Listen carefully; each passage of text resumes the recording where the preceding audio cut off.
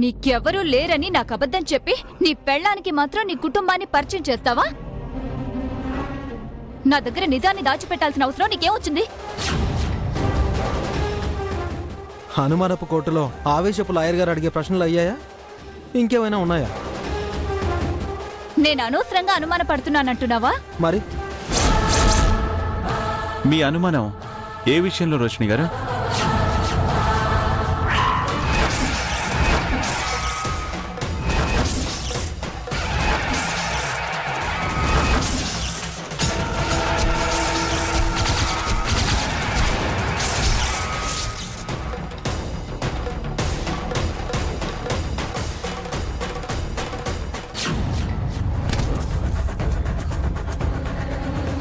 మేమంటే పోలీసులం కాబట్టి మాకు అనుమానం సహజం.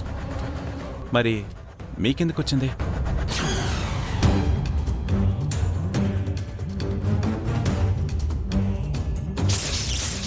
నేను మీ ఎదురుగా ఉన్నప్పుడల్లా మీలో ఏదో టెన్షన్ కనిపిస్తోంది. అది మీ అలవాటా లేదా మా పోలీస్ కళ్ళకు కలుగుతున్న గ్రహపాట? ఇంటికొచ్చిన ఎస్ఐ ఇతనే అనుకుంటాను. నాకు తెచ్చిన చేటు అంటే అదేనండి. ఈ మధ్య ఎందుకో ప్రతి చిన్న విషయానికి టెన్షన్గా ఫీల్ అవుతున్నాను. అందుకే డాక్టర్కి చూపిద్దామని హాస్పిటల్కి వచ్చాను. కాశీ అన్నయ్య కూడా వచ్చాడా? ఆహా, నేను ఒక్కదాన్నే వచ్చాను.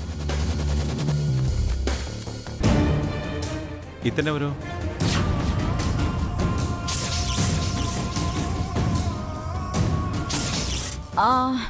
మన మీనాక్షి భర్త కార్తిక్.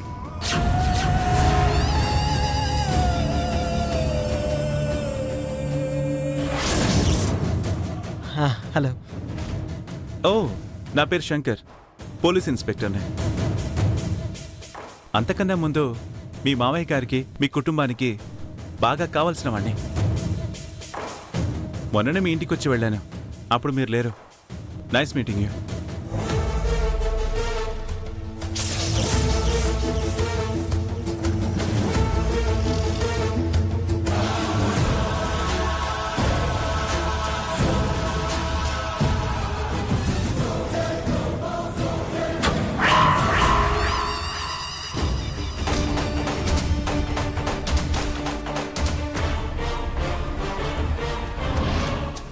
మీ చెయ్యి షేక్ అవుతుందేంటి?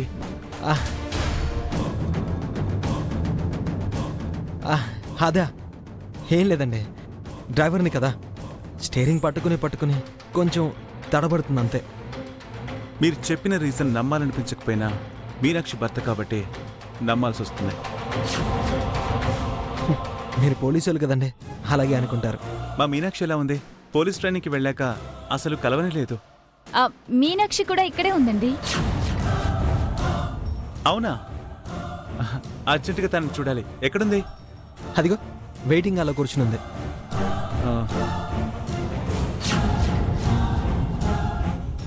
అవును, ఇందాక నేను అడిగిన ప్రశ్నకి మీరు సమాధానం చెప్పనే లేదు. మీరెందుకు అనుమానమని కార్తిక్తో అన్నారు?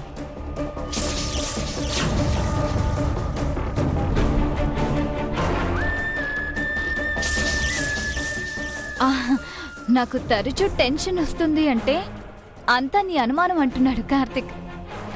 అందుకే అలా అన్నాను. అంతే. అవును, మీనాక్షి లోపలుంటే మీరిద్దరూ ఇక్కడున్నారండి. నేను యాక్చువల్గా మెడిసిన్ తీసుకోవడానికి వచ్చాను. ఇంతకు ముందే మీ ఇద్దరికి పరిచయం ఉందా? ఆహా, లేదండి. మీనాక్షి పెళ్లిలోనే పరిచయం. సరే, మీనాక్షిని కలుద్దాం.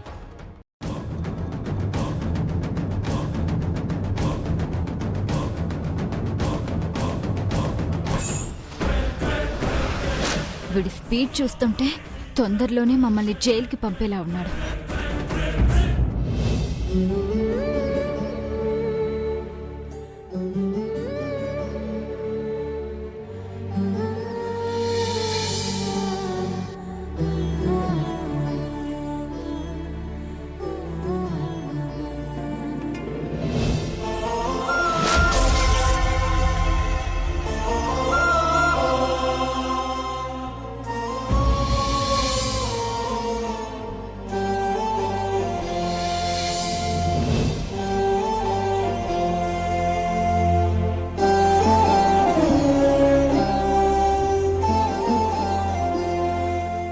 శంకరన్నయ్య,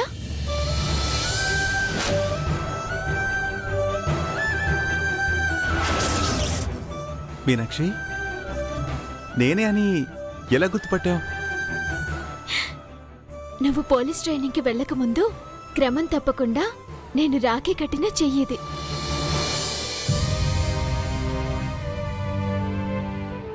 నేను తోడబుట్టకపోయినా అన్నలా అనురాగం పంచి ప్రేమగా నా తల నిమిరిన చేతులివి. ఎలా మర్చిపోగలను శంకరన్నయ్య?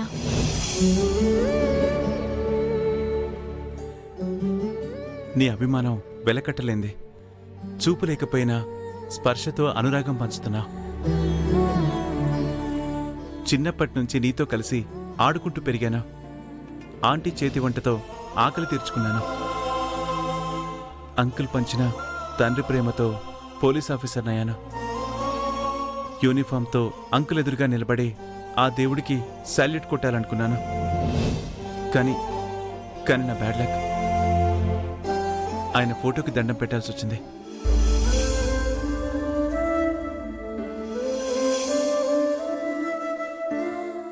నాన్నకి నువ్వంటే చాలా ఇష్టం శంకరన్నయ్య. నాకిద్దరు కాదు, 3 కొడుకులని ఎప్పుడూ చెప్తుండేవారు. ఆ మహానుభావుడి చివరి చూపు కూడా నోచుకోలేకపోయాను. ఆయన చావుకి కారణమైన వాళ్ళని చట్టానికి పట్టిస్తాను.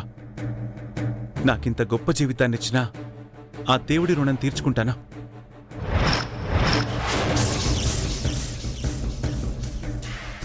అవును మీనాక్షి, హాస్పిటల్కి ఎందుకు వచ్చావు? ఏదైనా ప్రాబ్లమా? లేదన్నయ్య, ఒక ఆవిడకి ఆరోగ్యం బాగోలేదు. ఆవిడ కూతురికి తోడుగా నేను ఆయన వచ్చాం.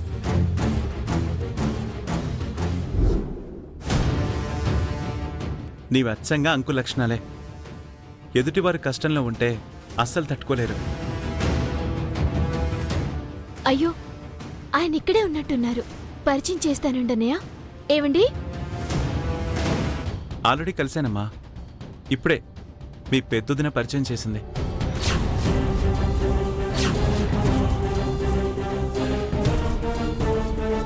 పెద్దదినా ఇప్పుడు పరిచయం చేసిందా? అంటే తను కూడా ఇక్కడే ఉందా?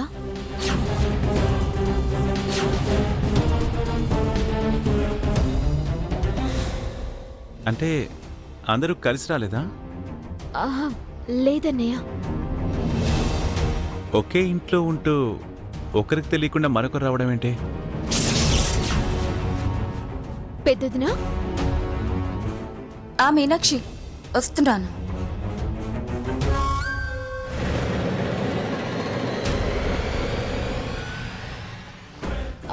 ఏంటి మీనాక్షి?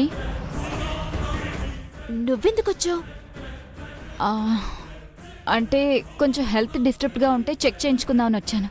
చెప్తే మాతో పాటే వచ్చేదానివి కదా.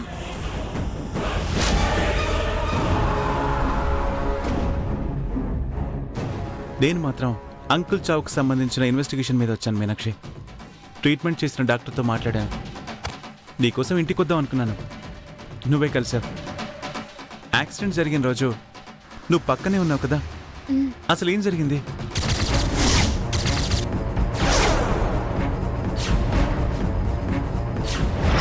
మా మీనాక్షి,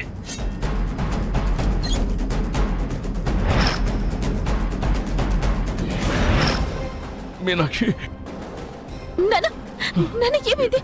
నాన్న, రక్తం.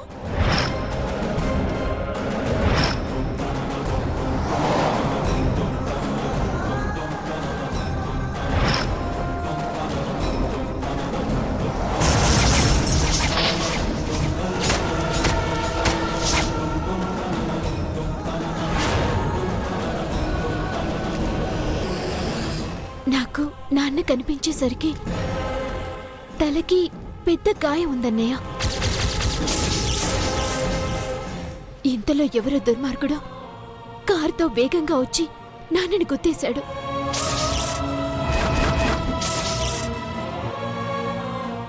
అప్పుడే నా కళ్ళు కూడా పోయాయన్నయ్య.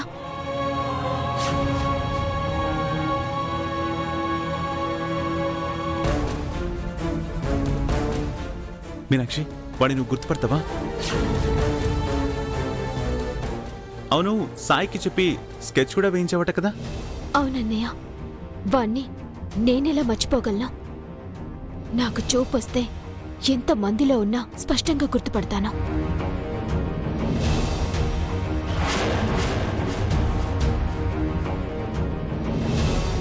మీనాక్షి, వాడు ఎలా ఉంటాడో వాడి ఆనవాళ్ళైనా చెప్పగలుగుతావా?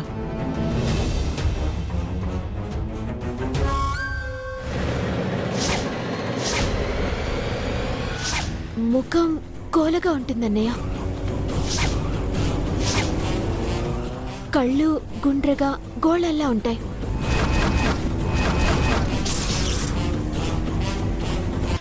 ముఖం కోలగా ఉంటుందన్నయ్య.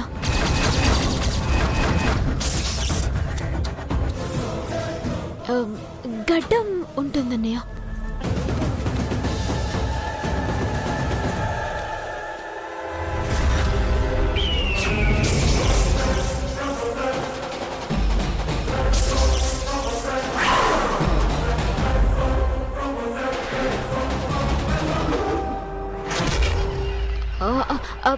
చెవికి పోగు కూడా ఉంటుంది.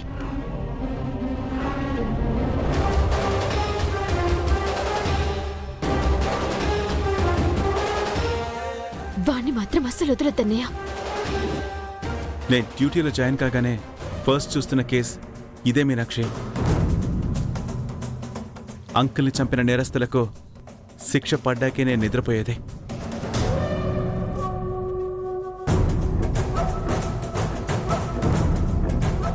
కార్తో గుద్దింది ఒక్కడే అన్నయ్య. కానీ నువ్వు నేరస్తులంటున్నావు. ఇంకెవరైనా ఉన్నారా? నా ఇన్వెస్టిగేషన్లో వాడితో పాటు ఇంకెవరో ఉన్నారని నాకు అనుమానం వచ్చింది. ఎవరున్నా సరే వదిలే ప్రసక్తే లేదు.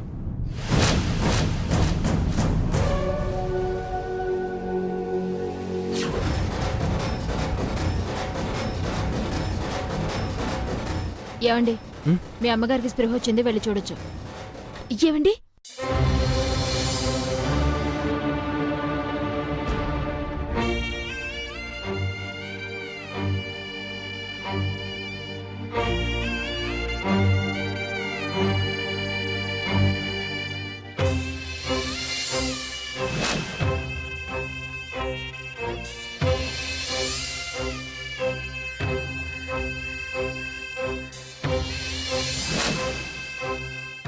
అమ్మా,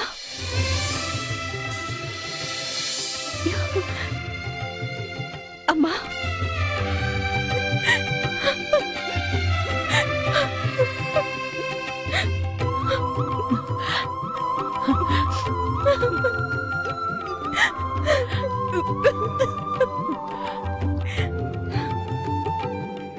అమ్మా గీత, మళ్ళీ మిమ్మల్ని ఇలా చూస్తాననుకోలేదు.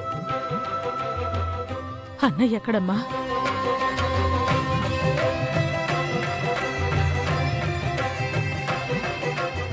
కార్తిక్,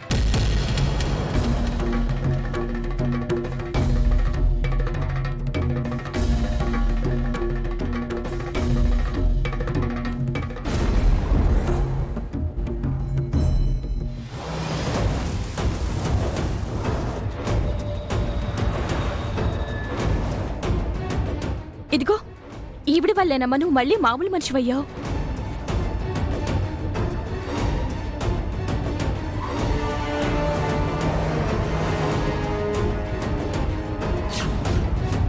నేను గుడికి వెళ్తే వీళ్ళిద్దరూ అక్కడ కలిశారు. అన్నయ్య వదన్లా అండగా ఉన్నారు.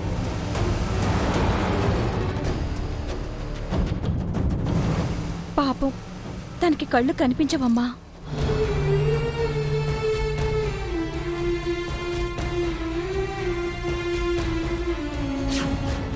నీకోసమే హాస్పిటల్కి వచ్చింది. తన వల్ల నీకు స్పృహ వచ్చిందమ్మా. వదినది ఎంత గొప్ప మనసంటే సొంత కోడల్లా నువ్వు బావుండాలని తపన పడింది. వదిన చేతి స్పర్శ వల్లే నువ్వు కోలుకున్నావమ్మా.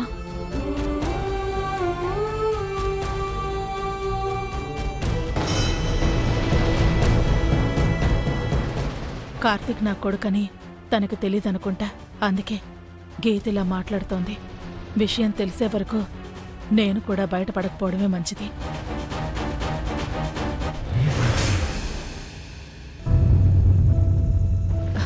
వదిన పేరేంటి గీత?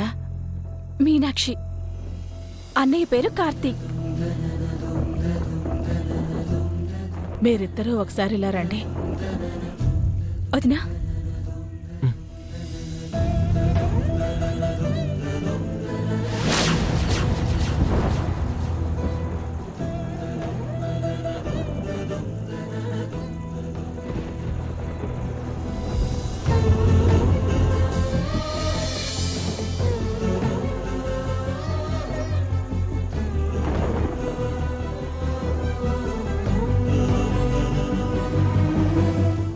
వీళ్ళు నిన్ననే గుళ్ళో కలిశారని ఇందాక మీనాక్షి చెప్పింది.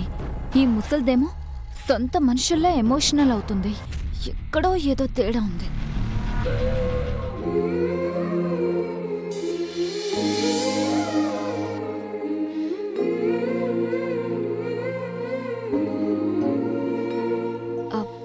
మీరు బాధపడితే గీత ఇంకా బాధపడుతుంది అత్తయ్య. మీరు ఊరుకోండి. చిన్నదానివైనా నీకు చేతులెత్తి అయ్యో, అంత మాట ఎందుకండి? నీలాంటి మంచి మనిషికి ఆ దేవుడు చూపు లేకుండా చేశాడేంటమ్మా?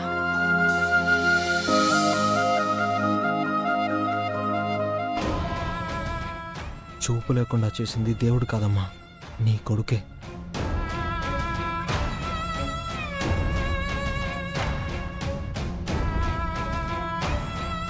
బాబు కార్తీక్, నా కొడుకు అయినందుకు నాకు చాలా గర్వంగా ఉందయ్యా.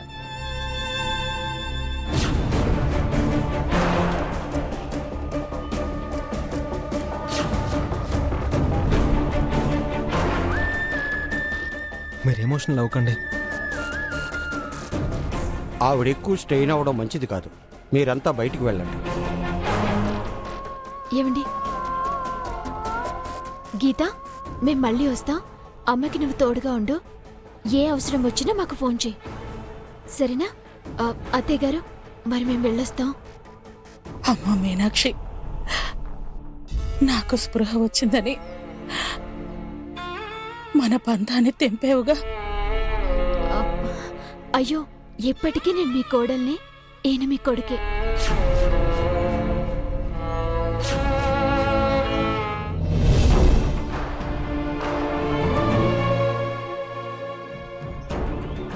అది చాలమ్మా నాకు. వెళ్ళొస్తాం. ఏమండి,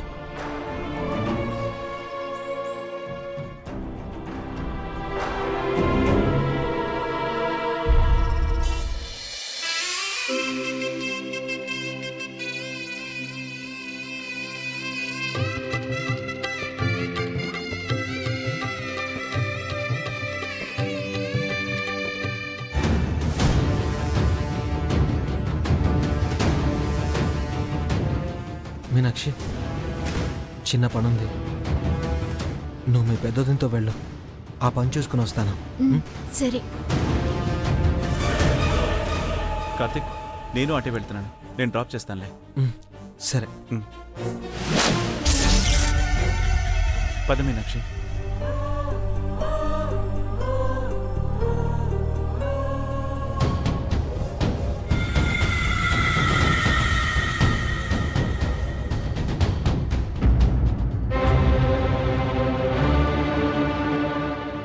కార్తీక్ నా కొడుకు కాదని దాచిపెట్టాల్సిన అవసరం ఏమొచ్చింది?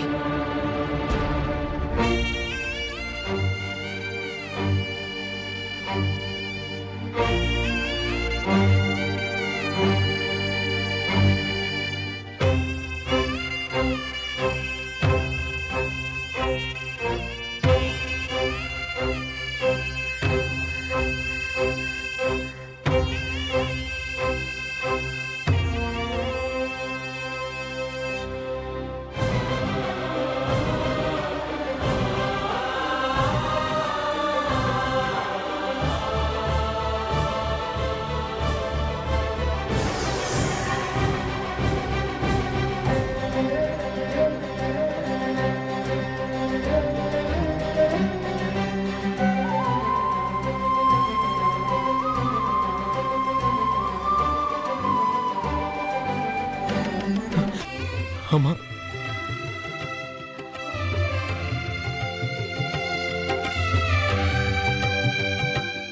మళ్ళీ నీ చేతులు నన్ను ప్రేమగా తడుముతాయని, నీ నోటి మాట వింటానని ఊహించలేకపోయాను. హ్, నువ్వు కోలుకునే ఛాన్స్ లేదని డాక్టర్లు చెప్తున్నా మా అమ్మ మామూలు మనిషి అవుతుందని నాకు నమ్మకం ఉంది. ఆ నమ్మకం ఇప్పుడు నిజమైంది.